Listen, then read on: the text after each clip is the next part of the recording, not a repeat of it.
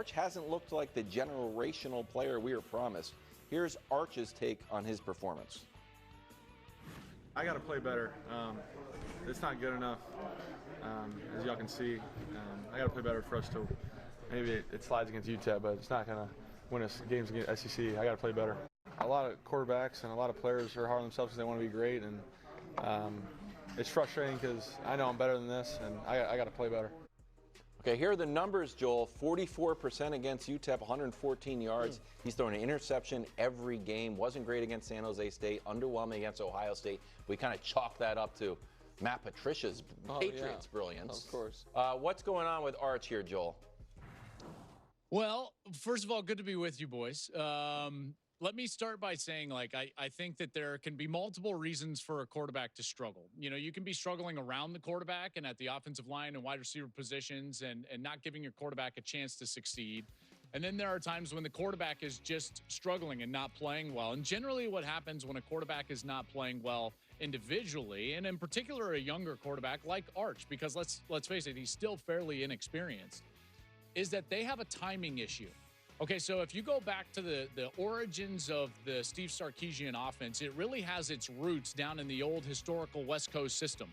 That's what he kind of cut his teeth under, the old Bill Walsh system. And that system of offense, there is an age-old equation that is used for quarterback play and wide receiver play that leads to completions. And the equation goes like this: timing plus spacing equals completion. So when you're struggling and you go 0 for 10 during a sector of the middle of the game against UTEP, what's going on? There's something wrong with either the timing or the spacing of the concept on offense. And I think Arch's timing is totally off. I think he's ahead of the offense. Let me tell you what happens when you're ahead of the offense. For whatever reason, it can be you're pressing, it can be that your feet are moving too quick. What happens when you're ahead of the spacing of the concept is that you generally throw the ball low or low and away. And the reason is because you're jumping at the throw, you're anticipating the throw too early, and your foot is out in front of you. And if you look at the mechanics of Arch, he's jumping and hopping at throws, and he's not in balance and throwing fluidly. I think that's one of the main issues that he's got. Now, if it's not that, then you have to start speculating about health, but I don't want to do that, and I don't think it's necessarily health. I think he's just ahead of the offense, and he's got to correct that for them to become an offense that can reach their full potential. That's to me, guys, it's the thing that has to click before he starts playing better. But all right, Joel, listen, I obviously, you were, for people that don't know, a great quarterback at the University of Colorado. I think you don't throw that term around. Okay, right? You were a pretty good quarterback at the University of Colorado. You played quarterback. All right, yeah, there you go. Perfect. You happen to play quarterback at Colorado. I'm not an arm angle expert. I'm not a throwing motion expert. But I watch a lot of football, and his throws look funny. I'm not talking about the result. I'm talking about his arm. And like when you're watching it, that I think one of the reasons people speculated about injury was just because it looked funny the way his arm motion. Does it look as fun? Like, is that explained by what you just talked about? So I went back and watched his film from last year just because I was like, wait, is this different? And because I wanted to make sure that it wasn't something that is mechanically different from a year ago. And the only thing that's mechanically different is his rhythm. See, when your rhythm is correct, you can get up and on top of your front foot. And when you're not, then your front foot acts as almost a barrier and you work against your front foot. So you asked about arm angle. I keep talking about the feet. Here's the thing with arm angle and quarterback play. It's a lot like a swing in baseball. Aren't there a lot of different swings in baseball that work? Yeah. The answer is yes. There's a lot of different arm angles in football that can work. We are not trying to build robots at this position. That's a misnomer. It doesn't have to look a certain way from an arm angle, obviously, because you look at Matt Stafford and Phillip Rivers, they go a lot three-quarter. Tom Brady was way over the top as a C thrower, the C pointing at the label of his logo on his helmet. So there's a lot of different ways to actually be successful from an arm angle perspective. To me, it's more about the rhythm and the footwork and the balance that correlates with it. And he's working against, if you watch him throw, his feet are too wide and then his front foot is way too far out. So all he can do is work and kind of like work like this and fall against it versus getting on top of his front foot. Arm angle to me is not important. Last year, Joel, and he didn't play great teams, but outside of Ohio State, he hasn't faced great teams this year, and he looked good last year. So first, why do you think there's the difference? Is it the pressure that's on him now, whereas last year there wasn't much pressure? And secondly, we've obviously seen plenty of quarterbacks that weren't great or phenomenal in college become great in the NFL. But I can't recall seeing one struggle like this. I know it's 3 games, but struggle like this, particularly against lesser competition. So do you still see greatness in him, number 1 draft pick greatness, potential franchise quarterback in the NFL greatness? Well, all I can judge is what I've seen. And to answer your question, from the film that I've seen, the answer is no. But that doesn't mean that the film can't change. I would have said the same thing going into the last year for Baker Mayfield or going into the last year with Joe Burrow. They hadn't put film out that would have suggested that they got drafted where they were going to get drafted. Maybe even Kyler Murray could get thrown into that as well. So this can certainly change with experience and with development. He is fairly inexperienced, like I said a little bit earlier. I will also say this. You say, like, is the pressure getting to him? Well, we've just spent 7 minutes on a nationally televised show talking about it. That's unique. Yeah. You haven't asked me one question about Cade Klubnik, who is a more veteran guy and has struggled almost equally at a place that has won national championship and was expected to compete for another. Yeah, and his last name is not Manning, but that's the point. Like, I think that the pressure is there, which leads to him pressing, which leads to him being ahead of the offense. It all, to me, is a domino effect.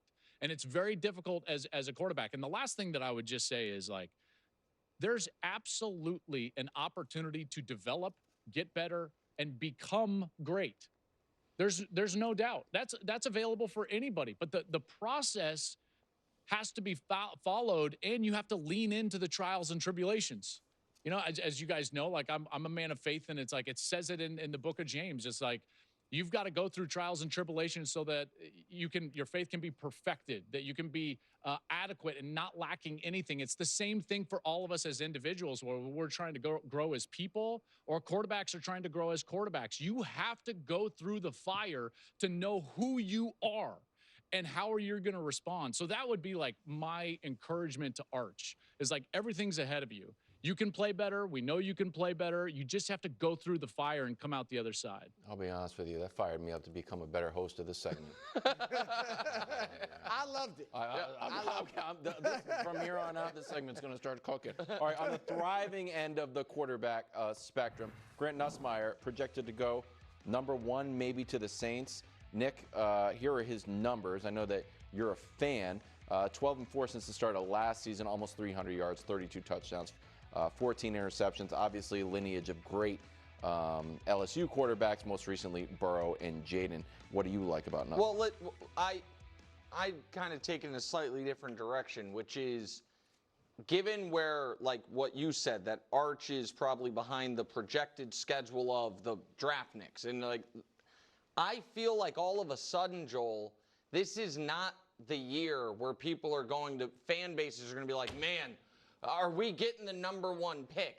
When I watch college football, I don't see. Now, listen, last year wasn't quite that either, and we'll see what Cam Ward turns into. And the guy, Caleb was that, and Caleb's, had some struggles. So I'm not saying it's a sure thing, but is it fair to say that as where we sit here today in college football, we are potentially going to look at an underwhelming quarterback class going into next season?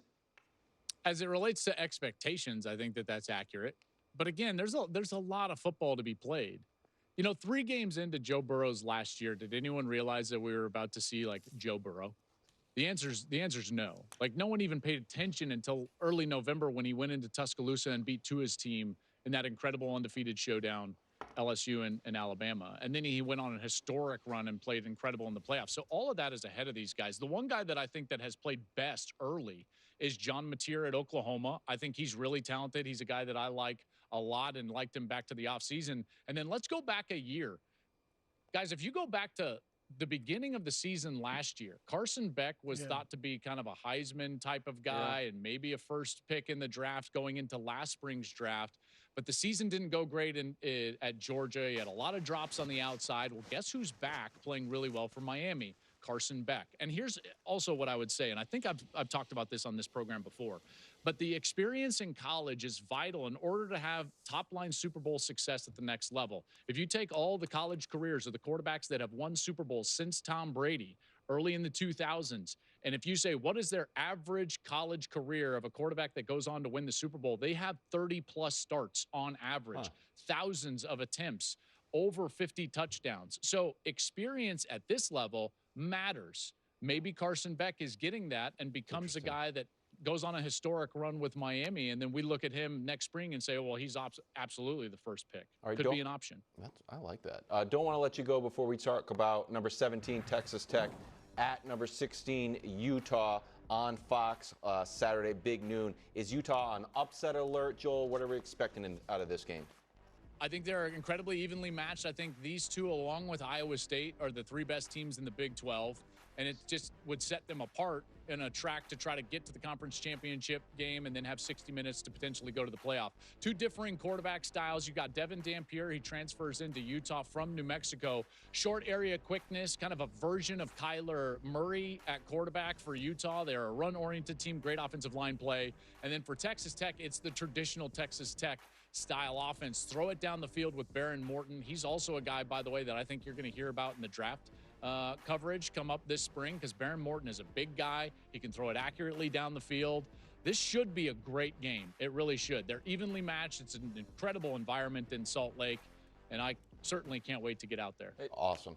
I was going to say, little known fact about the show, Wilds has in his contract that we can't have anyone on the show more handsome than him more than 3 times a month, which means we are limited to 3 Joel Klatt appearances a month. But we'd love to have you for all 3. Yeah, maybe on your pod or something. We'd love to have you as often as Wilds' contract will allow. We'd love to have you. Yes, I agree with that. Yeah. But again, it's more of an agent thing. Joel, you guys are the best. We'll see about that. We'll see. No guarantee. Right, thanks, Joel, thank you. He's on the call. Texas Tech, Utah. More first things first after the break.